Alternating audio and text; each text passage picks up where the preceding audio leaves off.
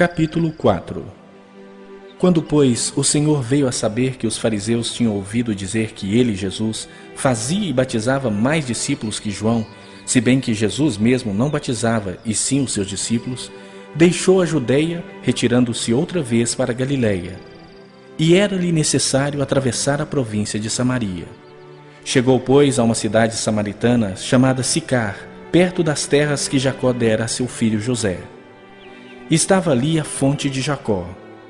Cansado da viagem, assentara-se Jesus junto à fonte por volta da hora sexta. Nisto, veio uma mulher samaritana tirar água. Disse-lhe Jesus: "Dá-me de beber", pois seus discípulos tinham ido à cidade para comprar alimentos. Então lhe disse a mulher samaritana: "Como, sendo tu judeu, pedes de beber a mim, que sou mulher samaritana?" Porque os judeus não se davam com os samaritanos. Replicou-lhe Jesus: "Se conheceras o dom de Deus, e quem é o que te pede, dá-me de beber, tu lhe pedirias, e ele te daria água viva." Respondeu-lhe ela: "Senhor, tu não tens com que atirar, e o poço é fundo. Onde, pois, tens a água viva? És tu, porventura, maior do que Jacó, o nosso pai, que nos deu o poço, do qual ele mesmo bebeu, e bem assim seus filhos e seu gado?" Afirmou-lhe Jesus: "Quem beber desta água tornará a ter sede. Aquele, porém, que beber da água que eu lhe der, nunca mais terá sede. Pelo contrário, a água que eu lhe der será nele uma fonte a jorrar para a vida eterna." Disse-lhe a mulher: "Senhor, dá-me dessa água para que eu não mais tenha sede, nem precise vir aqui buscá-la." Disse-lhe Jesus: "Vai, chama teu marido e vem cá." Ao que lhe respondeu a mulher: "Não tenho marido." Replicou-lhe Jesus: "Bem disseste, não tenho marido, porque 5 maridos já tiveste, e esse que agora tens não é teu marido. Isso disseste com verdade." "Senhor", disse-lhe a mulher, "vejo que tu és profeta. Nossos pais adoraram neste monte. Vós, entretanto, dizeis que em Jerusalém é o lugar onde se deve adorar."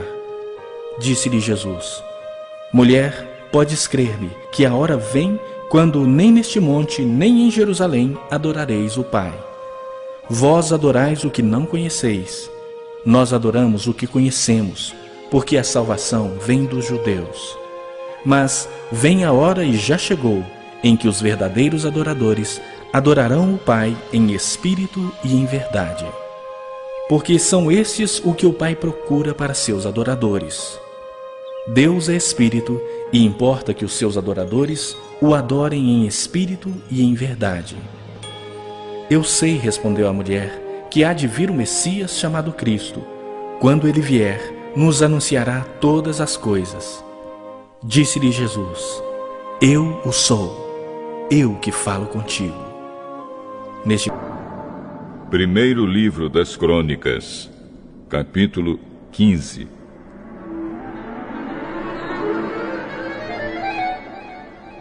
Para o seu próprio uso, Davi construiu casas na cidade de Davi. Também preparou um lugar para a Arca da Aliança de Deus e armou uma barraca para ela. Então disse: "Somente levitas podem carregar a Arca da Aliança, porque foram eles que o Senhor Deus escolheu a fim de carregá-la e para servi-lo para sempre."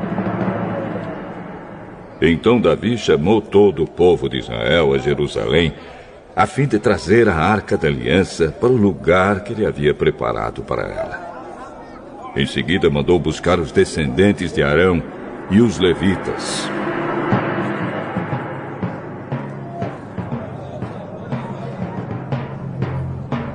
Do grupo de famílias levitas de Coate veio Uriel, chefiando 120 homens do seu grupo de famílias. Do grupo de famílias de Merari veio Asaías, chefiando 220 homens. Do grupo de famílias de Gerson veio Joel, chefiando 130. Do grupo de famílias de Elisafã veio Semaías, chefiando 200. Do grupo de famílias de Hebron veio Eliel, chefiando 80. E do grupo de famílias de Uziel veio Aminadab, chefiando 112. Davi chamou os sacerdotes Zadoque e Abiatar e os levitas Uriel, Asaías, Joel, Semaías, Eliel e Aminadab. Então disse aos levitas: vocês são os líderes dos grupos de famílias levitas.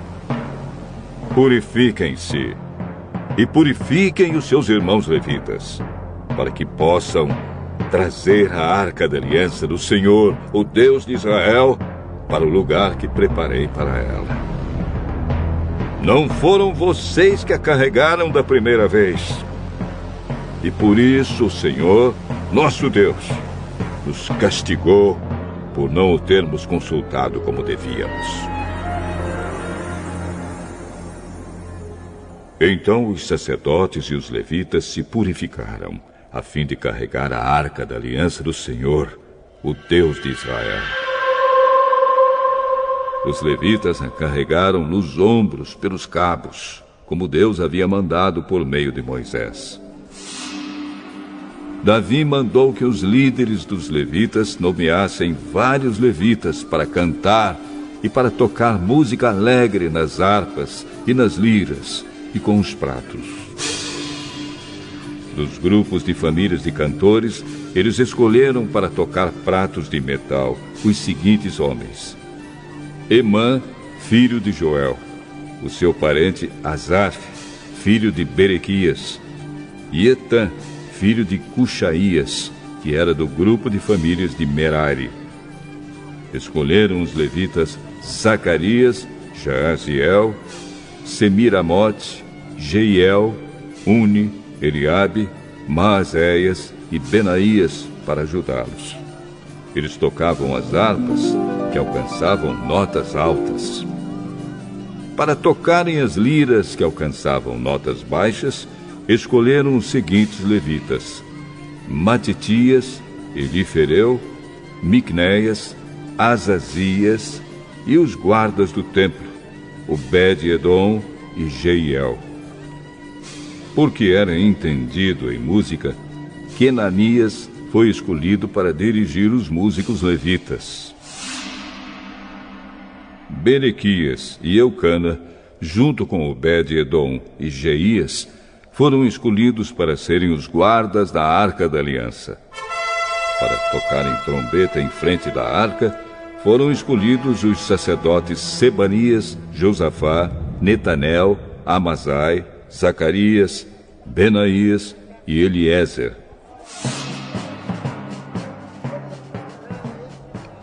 Então o rei Davi, os líderes de Israel e os comandantes militares foram até a casa de Obed-edom buscar a Arca da Aliança e fizeram uma grande festa. E como Deus estava ajudando os levitas que carregavam a arca, foram oferecidos em sacrifício 7 touros e 7 carneiros.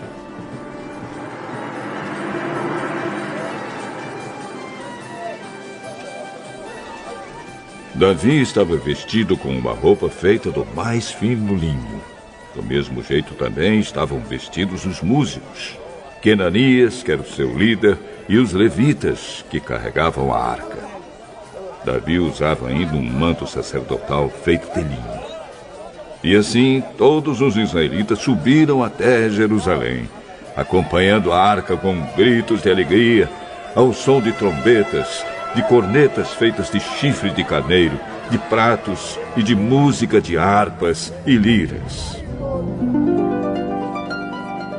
Quando a arca estava entrando na cidade, Mical, filha de Saul, olhou pela janela e viu o rei Davi dançando e pulando de alegria.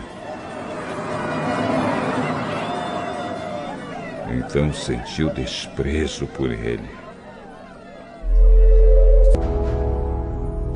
Primeiro livro das Crônicas, capítulo 16.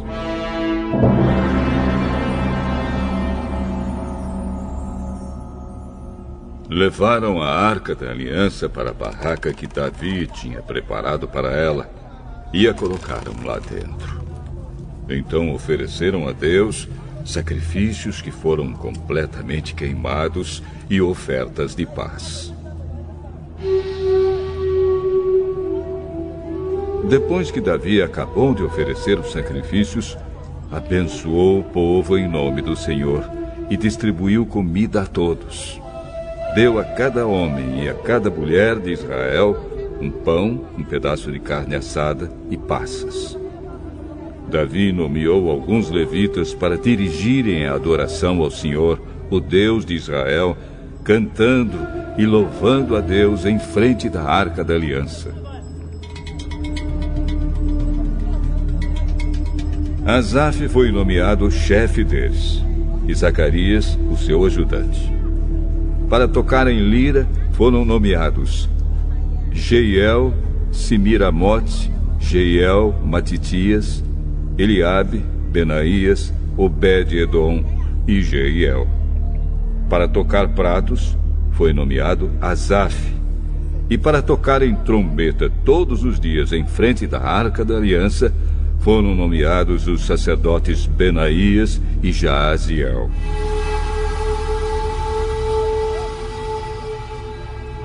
Foi nesse dia que Davi deu pela primeira vez a Asaf e aos seus colegas levitas a responsabilidade de cantarem louvores a Deus, o Senhor. Zacarias, capítulo 4. O anjo que havia falado comigo voltou e me acordou, como se acorda alguém que está dormindo. Ele me perguntou: o que é que você está vendo? Estou vendo um candelabro de ouro e em cima dele um vaso para o azeite. Há 7 lamparinas no candelabro e há 7 tubos por onde o azeite chega até as lamparinas. Perto do candelabro estou vendo 2 oliveiras, uma de cada lado. Aí perguntei ao anjo: meu senhor, o que quer dizer isso? Você não sabe? Não, senhor. Depois disso, o anjo mandou que eu entregasse a Zorobabel a seguinte mensagem de Deus, o Senhor: não será por meio de um poderoso exército, nem pela sua própria força que você fará o que tem de fazer, mas pelo poder do meu Espírito. Sou eu, o Senhor Todo-Poderoso, quem está falando. Diante de Zorobabel, altas montanhas vão virar campos planos. Ele vai trazer a pedra mais importante do templo e o povo vai gritar: que beleza, que beleza!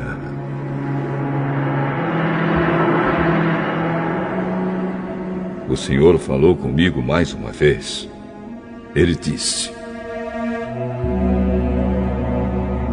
Zorobabel pôs o alicerce deste templo e ele mesmo vai terminar a construção. Quando isso acontecer, o povo saberá que eu, o Senhor Todo-Poderoso, enviei você para falar a eles. E os que não deram valor a um começo tão humilde vão ficar alegres quando virem Zorobabel terminando a construção do templo. As 7 lamparinas representam os 7 olhos do Senhor Deus, que veem tudo o que se passa no mundo inteiro. Aí eu perguntei: e o que querem dizer as 2 oliveiras, uma de cada lado do candelabro? E perguntei também: e o que querem dizer os 2 ramos da oliveira que estão perto dos 2 tubos de ouro por onde passa o azeite? E você não sabe? Não, senhor. Então ele explicou: eles representam os 2 homens que foram escolhidos e ungidos para servir o Senhor do mundo inteiro.